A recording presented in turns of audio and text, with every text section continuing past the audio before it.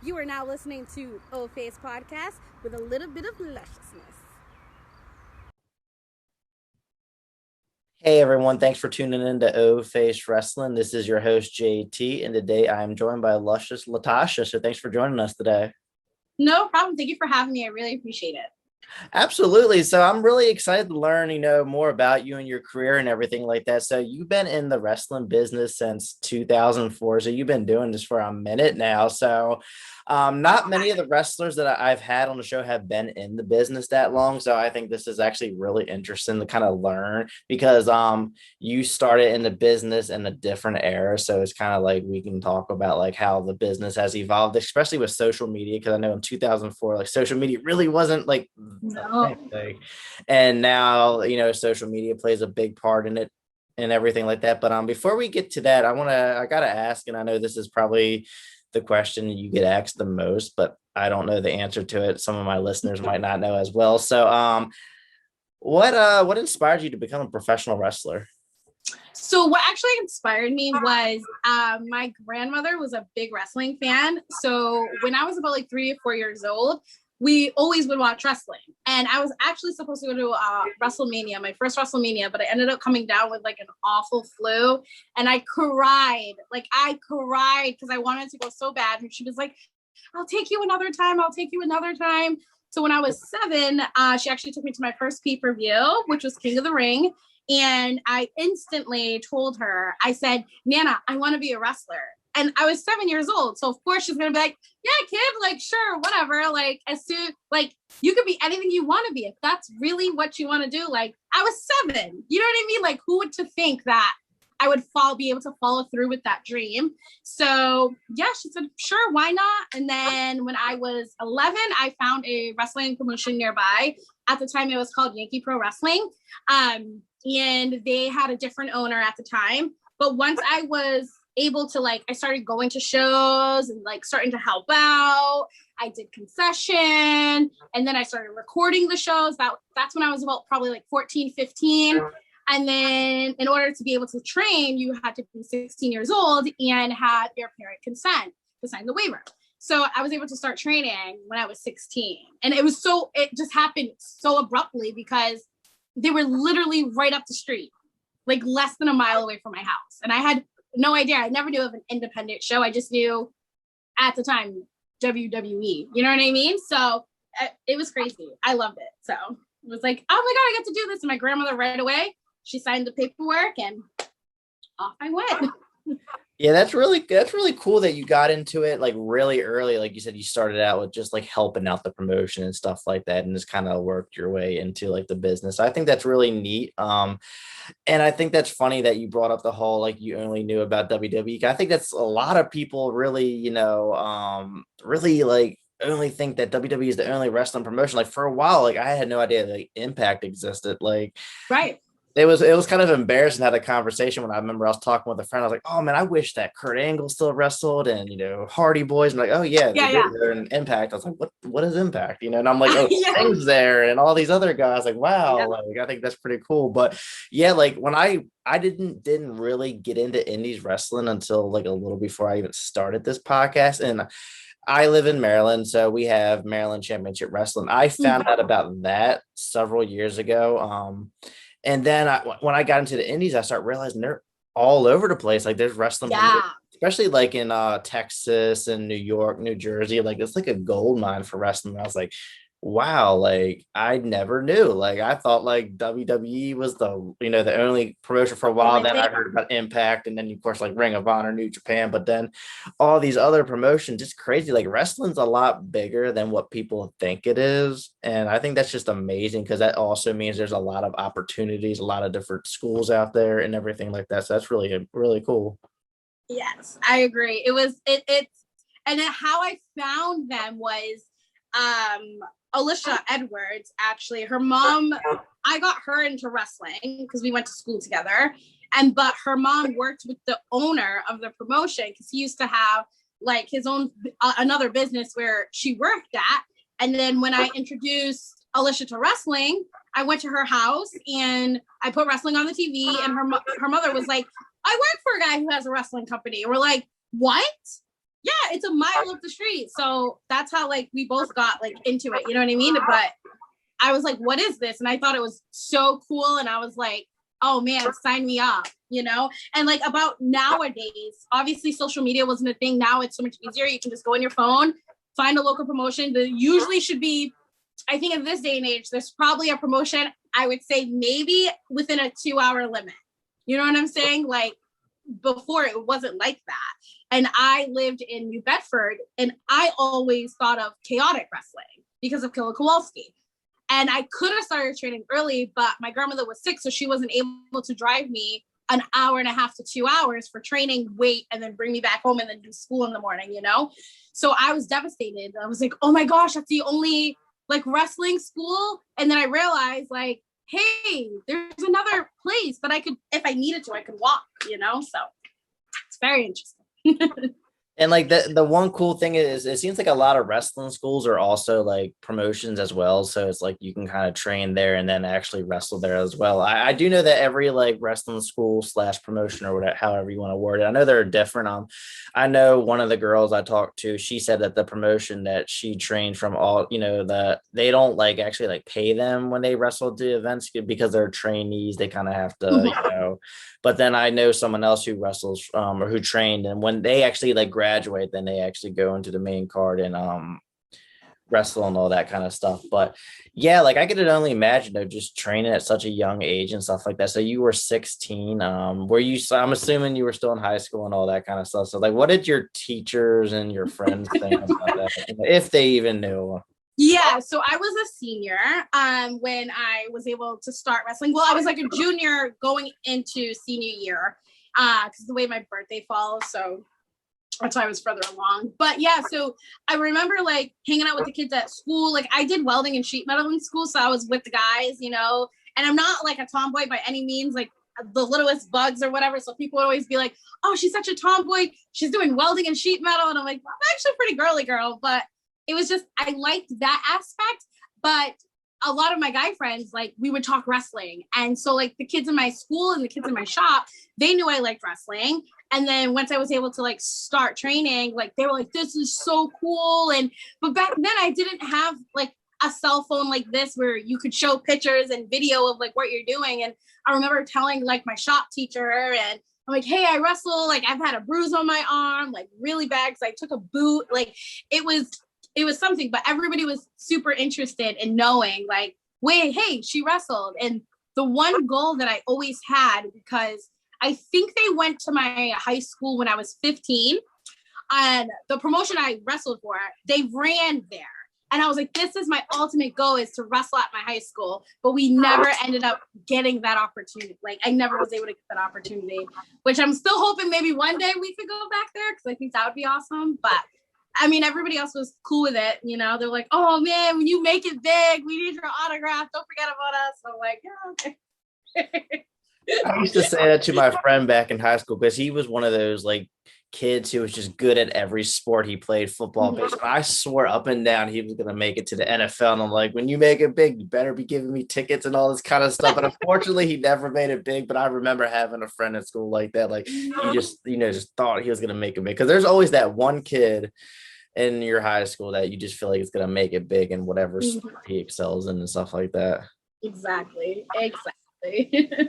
So now I got a few questions about just kind of like, the time period you started wrestling and kind of where we're at now. So obviously like in mainstream wrestling, women's wrestling has come a long way. Like back in the 90s and all, it was like bra and panties. Now it's like they're actually kind of main eventing and really like breaking ground. How has wrestling changed in the indies when it comes to women's wrestling? Did it always have its place or did it kind of evolve and grow as well? So the way I look at it is like we had our place as a novelty. So it would be a 7-card show, and then you'd featuring a women's match. Like it was like a spectacle as if like you had like the midgets on the show, you know what I mean? So it was like people looked at it as like, I would never forget being in the back and then hearing them say, are you ready for the women's match? And you're like, oh my God, like they're excited, but I felt like they were excited for the wrong reasons. not because we're gonna go out and perform, just more of a, excuse my language, like sexual ishness, you know. But thankfully the towns I was able to start in was like old-fashioned towns. So like the promotion would bring in like people like Tony Atlas, Tito Santana, like old school guys. So like thankfully the fans there, they weren't so into like bra and panties. Like that wasn't a thing we would do. We would have regular women's matches, but it was just, we were a novelty. So I feel like that's definitely changed nowadays. And back then too, when we were training, we didn't have a ton of girls at training. I trained with guys, and it was nice because you can learn that.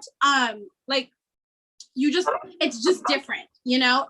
It's different to train with a guy than it is to train with females. And a lot of the times it would just be me and Lish at training, and it was what it was. And like, I enjoyed it. I loved it. But now you're able to go to training and it'll be like 5-6 girls, you know. So it's definitely evolved, and especially on shows, I think it's more respected. I think we are given more time, and now some shows are having, you know, 2 girl matches, or sometimes women matches, or if you're lucky it's the main event depending on which promotion. So I think definitely there should at least be one women's match on a card.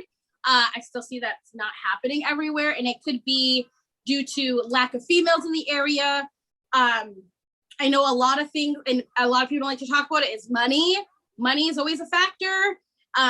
Money's definitely changed from when I first started to what the girls are asking for now, which is crazy because it's like you would think with more experience, like some girls that I know who are more experienced and the younger girls are getting more money than them.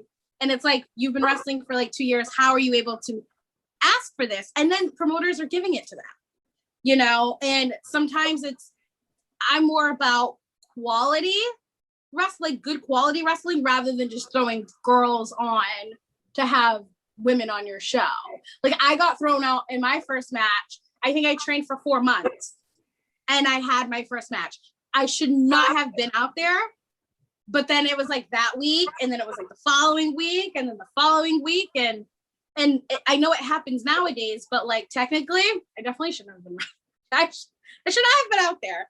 But I mean, I'm grateful that I was able to have that opportunity, and actually, my one and only match that my grandmother was able to see was my first match. So I will always, I guess if I had to choose, I'm happy that it happened rather than waiting, because she wouldn't have been here. So.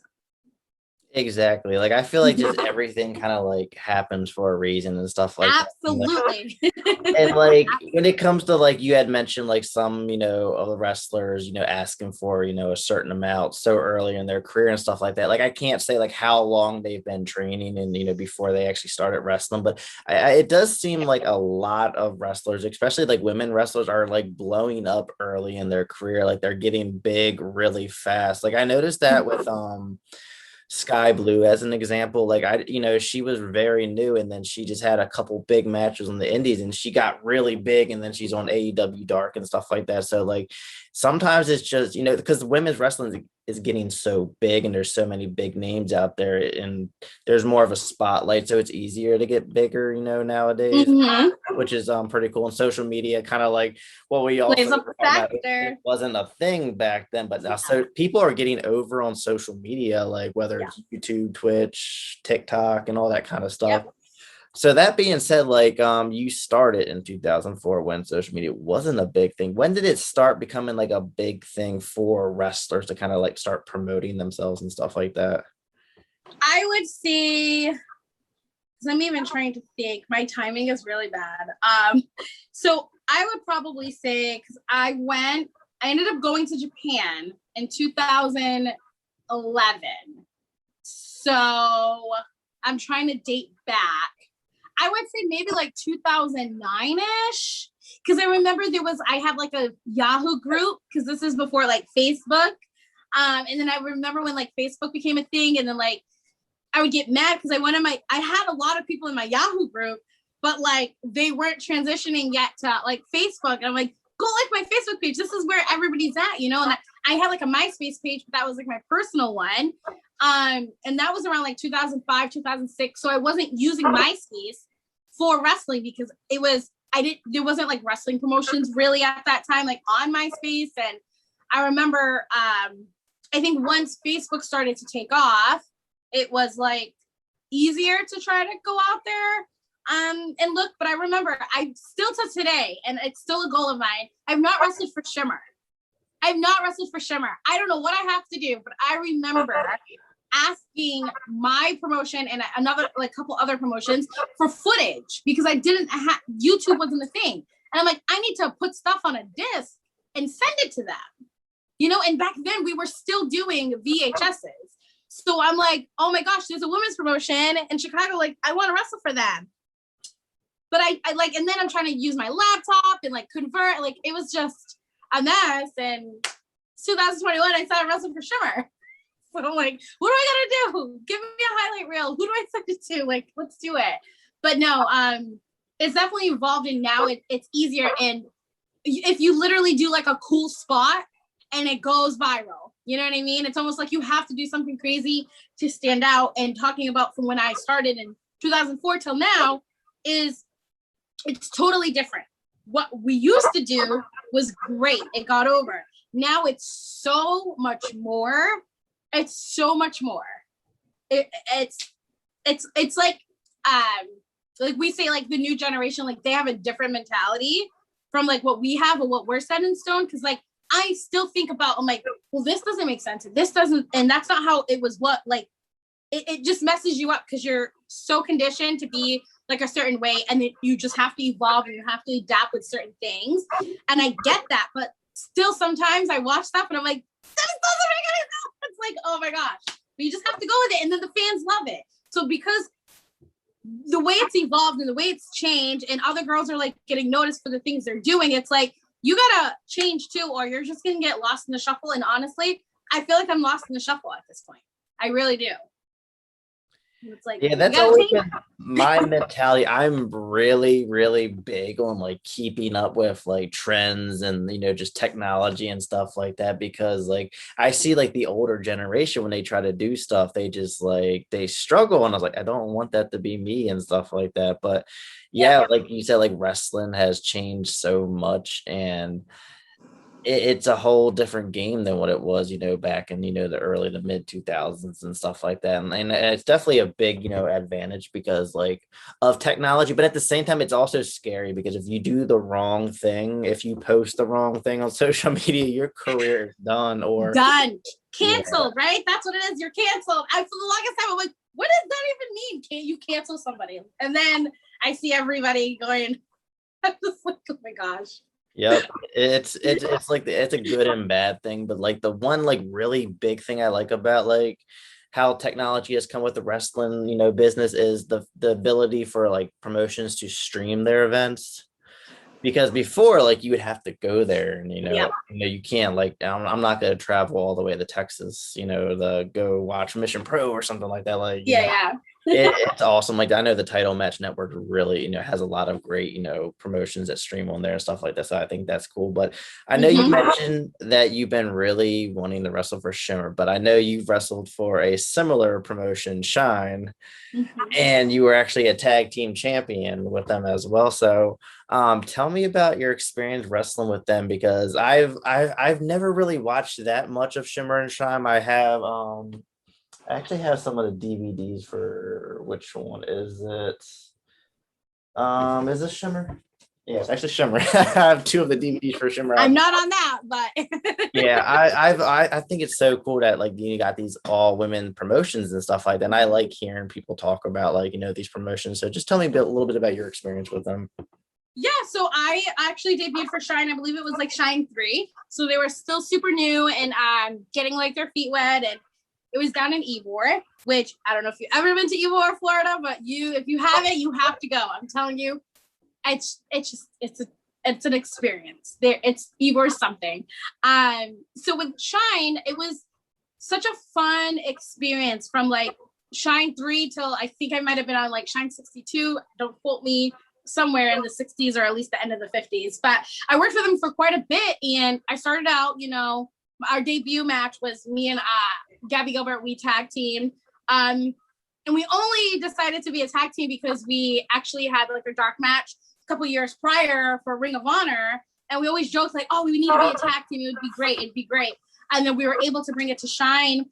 And we just did like that first match. It was against Sue Young and Tracy Taylor. Had fun, loved it. And then I ended up moving down to Florida that following year. So then I just became a regular, and I was almost on every Shine show. And then eventually we finally branched out to New York, which was nice. And then I moved a couple times back from Florida to Massachusetts, back to Florida, back to Massachusetts. So it was nice to come up here and have a different crowd in front of us, because we would just particularly run Ybor at the Orpheum, which is a great building. But I think it's good for us. Like, I think we've built up enough following that we can at least go somewhere else. Maybe not travel all the time, but at least have two different places, like, you know, come up north and be down south. And you have those fan bases, which I think is great. More expansion, more people see you, blah, blah, blah.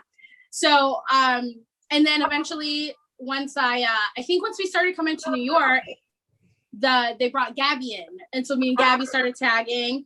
We ended up getting the tag belts. We had Satina Garrett with us for a little bit before they took her away from us. She went to the big leagues. So it was nice while it lasted. And then, you know, we dropped the belts. And then I think that was kind of right around where like COVID started. And then since then, I think Shine's had 2 shows since, and I haven't been back yet. So hopefully that will be soon once they start probably bringing in more girls. But now they're back in Florida, but they're at their training center. So they're not at the Orpheum anymore for now, at least for Shine. So. But it was great. I love it. It was such a fun locker room. You know, you had some homegrown talents like Eva Lee, Mercedes Martinez. I've done shows with Mercedes Martinez forever. She used to be over at WSU in Jersey when I used to work for WSU back in the day. So it's good they had like a good solid foundation.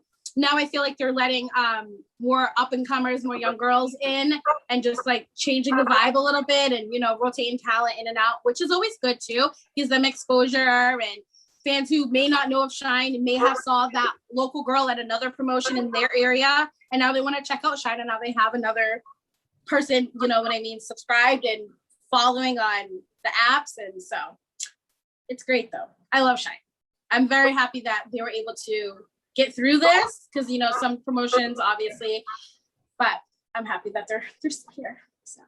Yeah, like I'm really excited that we're kind of at the end of COVID now, so we could really get things back to normal, and everything like that. And that's like, you know, you had mentioned like how like they're all, you know, bringing in new girls, and how you said that you could bring in, you know, more fans and stuff like that. Because it seems like a lot of fans kind of not necessarily follow the promotions; they follow the wrestlers on the indies. Because obviously no indie wrestler is glued to one promotion. They go wherever they want, stuff like that. At least they should not be. Yeah, they should not be.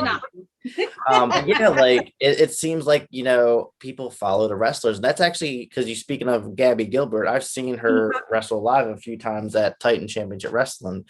And I actually discovered that promotion because I'm a big Holodead fan. So I saw that she was in New Jersey wrestling for this promotion. I'd never heard of it. And I go there and I discover all these great wrestlers. I was like, oh, wow. So I became fans of them. I became fans of the promotion. I go to all of their Goddesses of War events now. They haven't had one since October, but I'm hoping that's okay. So yeah, but I mean, like that's how it happens. You follow a wrestler, you discover a new promotion, you become a fan of that promotion, you become a fan of the other wrestler. So it's also good for the wrestlers as well, because, you know, this fan might be watching this show for this specific wrestler, but then they see you and they're like, oh, I really like this girl too. Yep. Let me look her social media, let me follow, be a fan, support, you know, stuff like that. So yeah, it's definitely good doing stuff like that, because it definitely like brings in, you know, more fans and everything like that.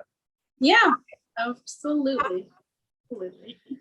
So now my next question for you, and this is non-wrestling related, so this is like kind of like the fun question. Love it. We love those questions. Exactly, because I know you probably get burnt out from all the wrestling this, wrestling that, and stuff like that. But so what is something about you that's non-wrestling related that you would want fans to know, whether it's an accomplishment, a hobby, you know, something like that? So one of my things I love is I'm a Zumba instructor. I've been teaching Zumba for 9 years now. It's one of my passions. Like I love dancing. I love Spanish music. I love just the atmosphere. You sweat, you burn calories, you're happy, it gets your endorphins up. I was teaching on the Zumba app totally free. But right now, because everything is opening back up, a lot of people aren't really on the app anymore because they're back in the gym and doing things like that, which is fine. But it's always good too. If you want, you always can go in and like I've offered, I know Su Young, thankfully she's plugged my stuff for me. And because she would do my Zumba classes with me, Jamie Senegal would do my Zumba classes with me. And I'd be like, hey girls, like, let's go do Zumba. We could do it on Zoom. We could do it on the app and it's free and anybody can do it. And the best is nobody sees you. Like, unfortunately, all eyes are on me. So I just have to like keep that rah energy and I can't see the person. So it's like, you can be sitting down, eating a bag of Cheetos, just watching me. You know what I mean? I don't know. You're like, yeah, you're doing great. Let's just keep it up.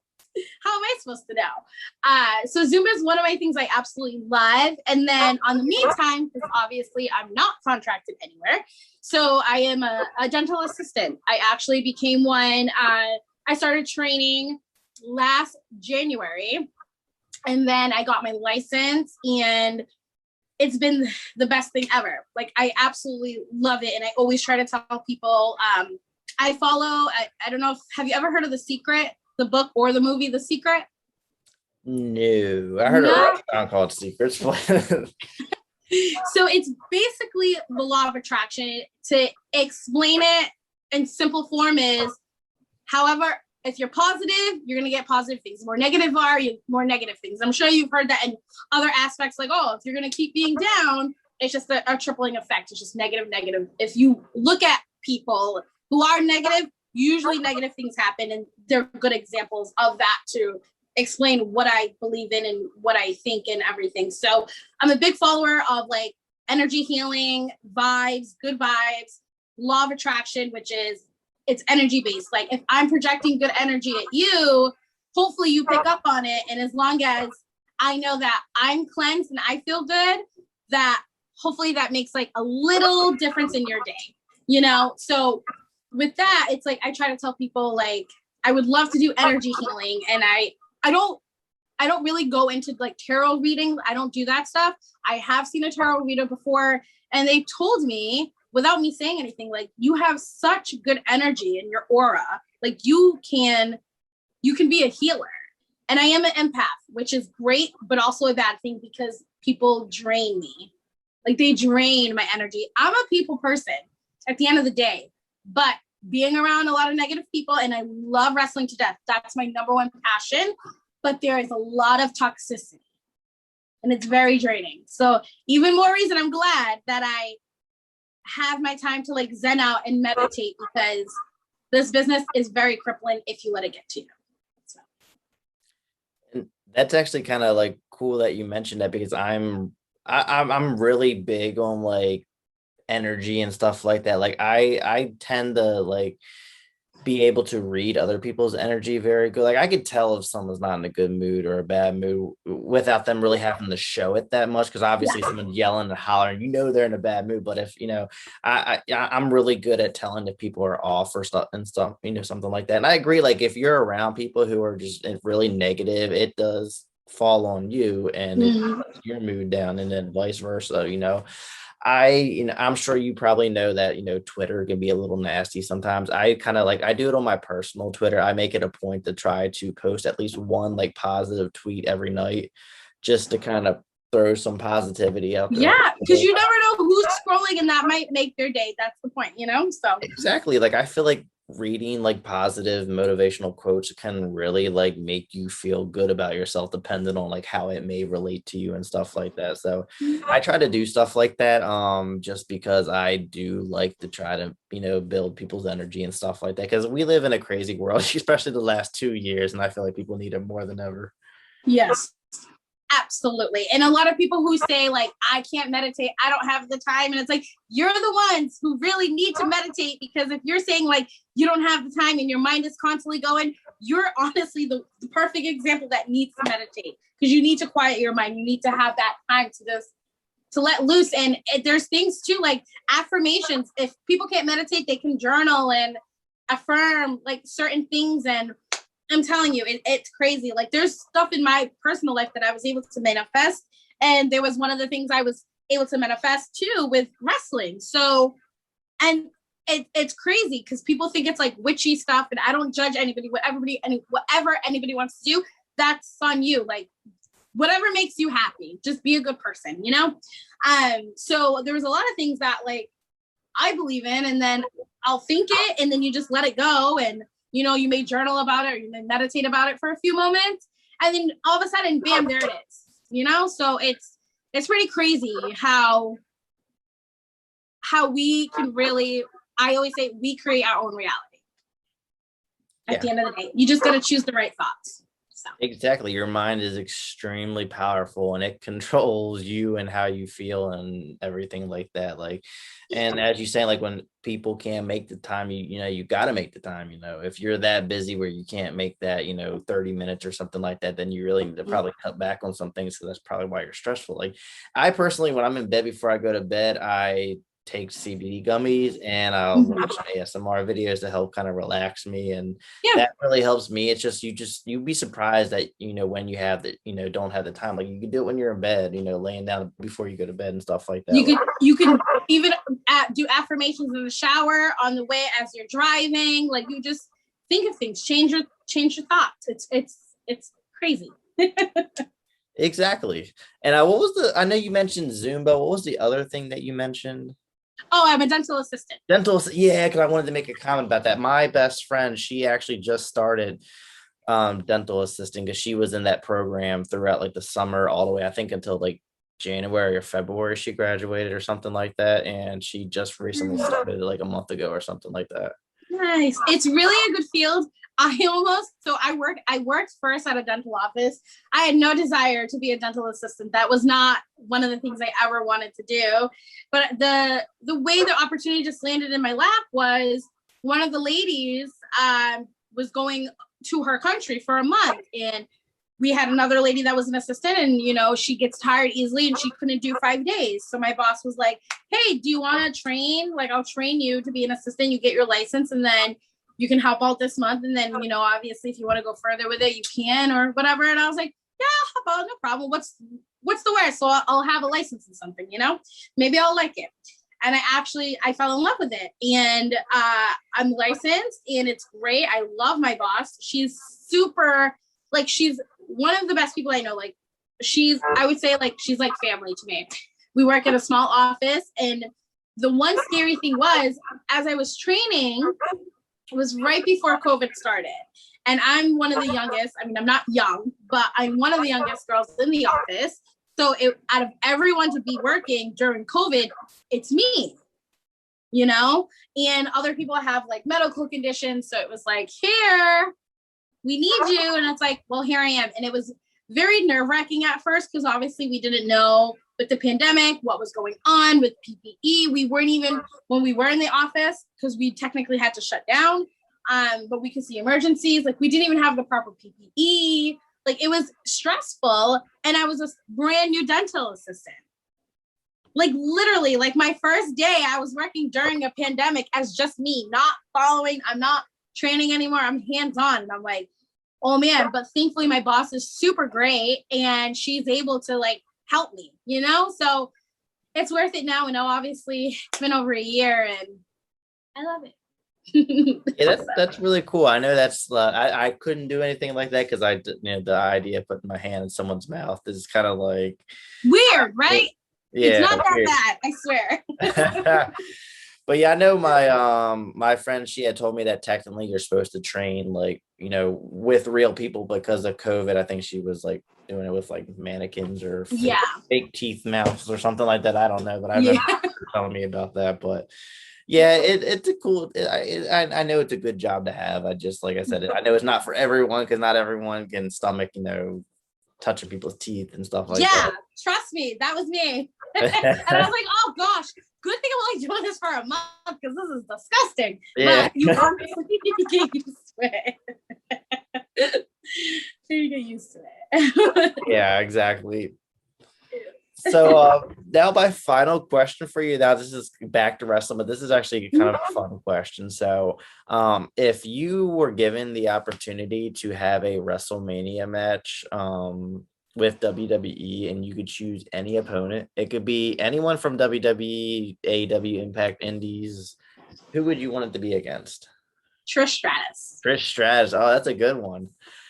I really want to, speaking of Trish, I really want to see her come back to WWE and have that match with Sasha Banks that they've been teasing for like a few years now. But she is, a legend. She's been in it through the Attitude Era. She was during the bra and panty matches, and her and Lita together like really took women's wrestling to that another level. And the fact that she came back a few years ago, 2018, I think it was, and still looked good as she did back in the day, that was just amazing. I know. I can't lie. I was super jealous that she did come back for like a little bit, like a match here and there. So I'm just hoping. I wish one day. I manifest it. I'll manifest it. Manifest and do it, yes, because I feel like, I know WWE does it with the men with like part-timers and stuff like that. I would like to see them do it with women more. I feel like, Trish is, big enough of a name where she can come in and be a draw. Once or twice a year or something like that. Like I said, I want that match with Sasha. It was cool that she did it with Charlotte, but like I feel like they've been teasing it, and ever since they had that stare down at the first ever Women's Royal Rumble, I just wanted it so bad. Yeah, hopefully it will turn into something. So it'd be great. Another question. This is about Trish. What was your favorite feud with her and Lita or her and Nikki? Her and Lita. Lita, okay. Her and Lita all day. Her and Lita. I will never forget because Lish and I, we would watch Raw all the time together. And I remember when Lita, and I know it's so iconic, when Lita did her dive to the outside, we cringed. And I was like, oh, we can't wrestle like that. Like, and then she got back up like a boss and continued. And I was like, she's immortal. She's immortal. But yeah, no, her feud. I mean, I enjoyed her feud with Mickey. But I would say at that point, I believe I was already involved like wrestling, but it would be all day her and Lita, hands down. Yeah, like I have to admit, like I missed that era because I had gotten out of wrestling. I think it was around like 2003, maybe 2004, because that was when I got into high school and all my friends got out of it. So I missed that era, but I did see like the promo videos and the highlights and stuff like that. I did watch that final match between Trish and Lita when during Trish's retirement match. Yeah, that was really great as well. And I also, of course, I saw the Mickey and stuff like that. I really liked the storyline with her and Mickey, like how it like really like escalated from her being that obsessed fan. Yeah. That was crazy. I thought that was really cool. Like she was the OG AJ Lee, I feel like. Yeah. I agree. But yeah, like so that's all the questions I have for you. I just have to thank you again so much for joining us today on O Face Wrestling. It was definitely a pleasure interviewing you. No problem. It was great talking to you, and I hope now you have a little more insight about me and my background and all that good stuff. I definitely do. And did you want to share your social media links and everything with all the listeners? Yeah, no problem. So the best way to find me is, a lot of people spell my name incorrectly. It's Luscious Latasha, and it's L-U-S. A lot of people forget there's an S before the C. So it's L-U-S-C-I-O-U-S. Latasha. That's at Instagram, it's at Twitter, and on Patreon as well. And Facebook. I'm not too active on Facebook, but you can like the Luscious Latasha page on there as well. All right. And you all heard it. And I'll make sure all those links to all those social media accounts are in the bio below. Also, make sure you give us a sub on YouTube, follow us on Facebook, Twitter, Instagram, and TikTok. Thank you all for tuning in, and thank you again for joining us. Bye, everyone.